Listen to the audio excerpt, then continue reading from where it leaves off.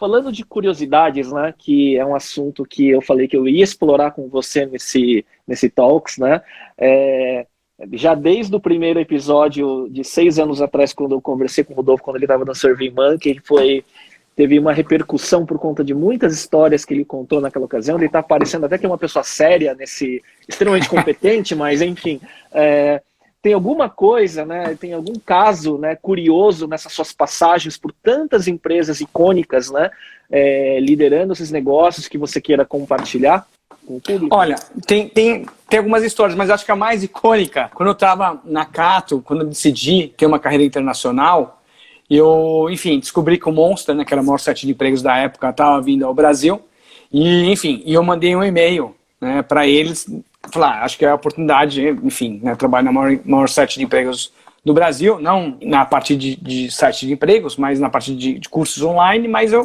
participava das reuniões de gestão do site de empregos. Então eu entendia dos mecanismos de negócio da Cato Online. E, enfim, mandei um e-mail e eles falaram, não, realmente estamos precisando de uma pessoa no Brasil.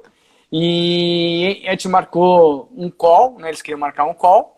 E o que aconteceu? O meu inglês, na época, não era um dos melhores ingleses, né, que você possa imaginar. Enfim, nunca tinha morado fora. Tinha feito só, acho que uma viagem internacional para os Estados Unidos a trabalho.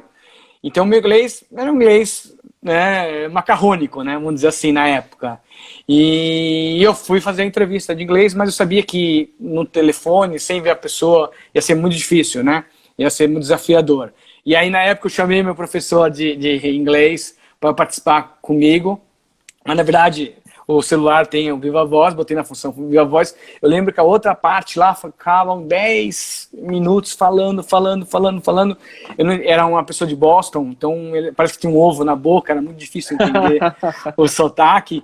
E aí o meu professor falava em 2, 3 palavras o que a outra pessoa estava falando. Aí depois eu falava mais 5, 10 minutos, e voltou. E a pessoa no final, não, você vai ter uma entrevista com outra pessoa no outro dia, perfeito, aí marcamos, aí outra pessoa, mesma coisa, mesmo procedimento, eu fiz, e enfim, e eles vieram, vamos conversar pessoalmente, demoraram uns 2, 3 meses para vir ao Brasil, vieram ao Brasil. Você teve que fazer um intensivo para fazer um presencial bonito. Eu tinha que fazer um intensivão, era aula particular de inglês todo dia. E aí eu estava muito interessado, era um momento da minha vida que eu precisava daquela mudança, estava 7 anos na Cato já, eu precisava ter essa mudança, para mim era muito importante, seria uma conquista grande, até uma coisa boa para o meu ego, eu estava precisando naquele momento. Eu lembro que eu gastei umas 50 horas preparando uma espécie de um modelo de negócios, né? Não chega a ser um plano de negócio, mas eu pensei muito bem qual que seria a estratégia, levantei vários dados que nem a Cato tinha, sabe? O desenho, o tamanho do mercado é esse, está crescendo a taxa tanto. Nem coisas que a Cato tinha, eu consegui pesquisar no mercado, amontoar e pensar uma estratégia de entrada bem bacana. E, enfim, eles chegaram no Brasil. O desafio era só o idioma. A informação você tinha. A informação eu tinha, o desafio era o idioma. Tinha um outro desafio que, imagina, eu não conhecia a cultura norte-americana, né? Tinha esse desafio norte-americano. Do business, né? Do business. E na Cato eu gerenciava uma unidade de negócio, mas eu gerenciava uma parte, né? No sentido, assim, as finanças, legal, tudo era corporativo, né? Então eu gerenciava ali um braço. E dentro do grupo da Cato Educação, eu era um dos gestores e tinha, né, outras unidades de negócio dentro dessa célula. Então era um passo muito grande que eu ia dar também, né, em todo esse contexto internacional. Eu lembro que o dia que eles mandaram a proposta para mim foi o dia que quebrou o Lehman Bank, né? Não, Brothers Bank, eu nem lembro, Lehman Brothers. Lehman Brothers, que foi o dia que eles mandaram, eu lembro que saiu a proposta por e-mail. Mas aí o ponto foi, não tinha inglês muito bom, eles marcaram uma entrevista presencial, e eles chegaram atrasados no hotel, falaram, era 10, chegaram meia-noite, eles tinham acabado de vir da Argentina. Eles entraram no meu carro, né? Eles não queriam comer no hotel, fiz de tudo para eles comerem no hotel, que eu tenho um outro desafio, assim, eu não gosto de dirigir conversando, ainda mais em inglês, é mais entrevista de emprego, é tudo junto, misturado. E o mais engraçado é que eles queriam comida japonesa, eu me perdi na cidade, na época eu não conhecia muito a região da Berrini, eu estava num hotel Hyatt, e me perdi. Só sei que fui parar na JK, vi uma pizzaria, já era, sei lá, 1 da manhã, E falei, pizza, pizza, pizza. Ele falou, vamos, let's go. E, enfim, trocaram o sushi por pizza. E, enfim, e aí conversa vem, conversa vai, conversando. Uma mesa do lado, que nem me conheciam, começaram, né, a perceber que o meu inglês não era muito bom e começaram a bater na mesa e brincando, books on the table. E eles perceberam que, falaram, o que é isso, books on the table? Foi a primeira aula de inglês que tem numa escola de inglês aqui no Brasil, né? Aí eles riram, acharam engraçado. E aí tudo bem. Aí falaram, Rodolfo, você é o cara, tal, a gente vai pensar em fazer uma proposta para você. E, enfim, eles foram embora, tal. Aí depois me contrataram. E depois teve vários desafios, né, de entender o que eles queriam. Era muita discussão técnica também. No Brasil vamos montar a parte legal, vai ser uma SA ou vai ser uma limitada? Como que vai, sabe?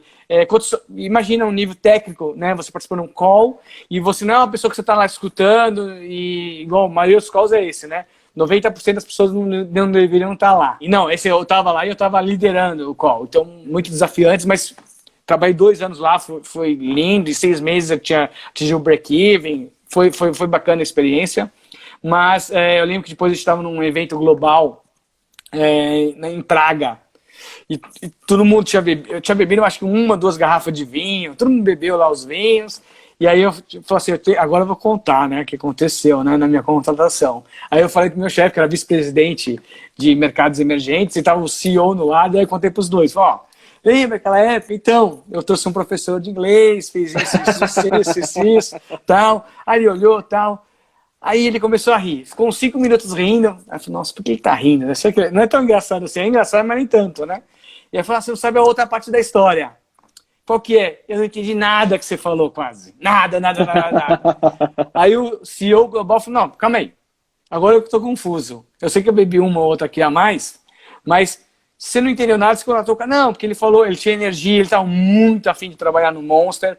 Ele tinha um histórico muito bom na Cato, que é a empresa local, e ele estava muito afim, né? Foi a primeira pessoa que eu entrevistei que demonstrou e comprovou que queria trabalhar comigo. E ele, lógico, falou umas palavras-chave que fazia sentido, enfim, 20%, 30% que ele falava eu entendia, e foi, né? Então, isso aí foi um aprendizado para mim, que às vezes nem sempre você tem todos os recursos, nem sempre você se considera 100% preparado, e às vezes você tem que dar um passo maior que a perna. É dolorido, né? Às vezes dar um passo um pouco maior que a perna, dói, não é fácil, não é cheio de glamour, teve noites de choro, que é muito desafiador, você não quer desistir, mas funcionou. Tive minha passagem lá e o fato de eu estar hoje na Doméstica, eu tenho que agradecer essa decisão que eu tomei lá atrás no Monster, porque o Monster que me abriu portas para ser o cara das empresas internacionais do Brasil. Então, o primeiro passo foi lá. Não foi vontade e coragem.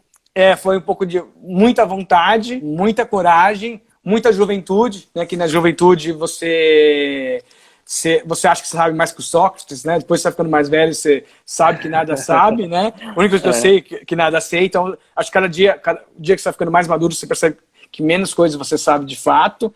Mas naquela época, a ignorância ajudou, né? Não saber o desafio que viria te deu a coragem. Mas é claro, né? Como você tinha passado pela Cato, né? Pelo Cato Digital, né? De certa forma, sim, você conheceu o mercado. Né, conheceu o mercado, falando, né? E querendo pensar quem seriam os potenciais profissionais no mercado na época. Eram outras pessoas da própria Cato, uma pessoa de um busca-pé. Se for pensar... não tinha tanta gente, né? Tanto que te contratou depois um outro country manager, 2 country managers que veio da indústria de seguros, né? Imagina, não tinha muita ligação com business de internet, né? E, lógico, o Monster tinha um parte B2B, na prática, o maior grande trabalho era o B2B, que era vender para as empresas as soluções de recrutamento online, mas também tinha a parte de B2C, que era fazer a marca ficar conhecida, fazer as pessoas entrarem no site, publicar, fazer o upload do currículo, fazê-las voltarem ao site e ver a oportunidade de se aplicarem. Então, tinha um desafio de produto também, né, muito grande. Então, era um pouco de B2B com B2C. Então, era um desafio. Então tinha poucos profissionais. E na época, a Cato foi uma grande escola para mim, né? As pessoas que trabalharam na Cato, muitas delas desenvolveram o digital no Brasil. Imagina, a Cato começou em 94, 96 no digital. Então, eles são, né, os primórdios. Então, eu aprendi com as pessoas que praticamente criaram a internet comercial no Brasil. A internet comercial do Brasil. Então, recrutamento é um desafio que ainda existe, né? Então, o segmento está em transformação, o LinkedIn, obviamente, né, vem liderando aí as HR Techs, de certa forma, né? Mas eu vejo que é um mercado em extrema disrupção acontecendo nas consultorias tradicionais, né? Sim, mas de um outro lado tem mais blá blá blá do que solução efetiva. Olhando assim, os desafios continuam mesmos, né? Não mudou muito, tá? Claramente, o grande player vencedor até o momento é o LinkedIn como uma fonte que ele chama de uma fonte de candidatos, né? Mas a pessoa, não, vamos usar a inteligência artificial, ainda está nos primórdios. Na época, a gente até comprou uma empresa pelo Monster lá em São Francisco, que fazia toda uma busca inteligente, mas assim estava bem no comecinho e não teve ainda grandes avanços. Teve avanços, mas ainda tem muito desafio na parte de recrutamento e seleção online, mas eu vejo essa questão da facilidade de você encontrar as pessoas, né, que um dos grandes desafios é esse, é você ter o sourcing. Acho que aí as consultorias, muitas estão nesse grande desafio, né? Por exemplo, a própria Doméstica, estou contratando, sei lá, agora em torno de 20 pessoas, a gente não usou nenhuma consultoria e não tem nem RH no Brasil, então eles estão conseguindo fazer todo o recrutamento de seleção lá fora, imagina, ainda cargo técnico, né, a maioria, né? Imagina, videomaker, diretor de fotografia, sem consultoria, e até os cargos mais de marketing também, a gente não está usando, o pessoal está usando o próprio LinkedIn, e aí, enfim, a gente usa uma ferramenta que consegue publicar a vaga em vários sites, então vem um bom pipeline de candidatos, então é um desafio muito grande.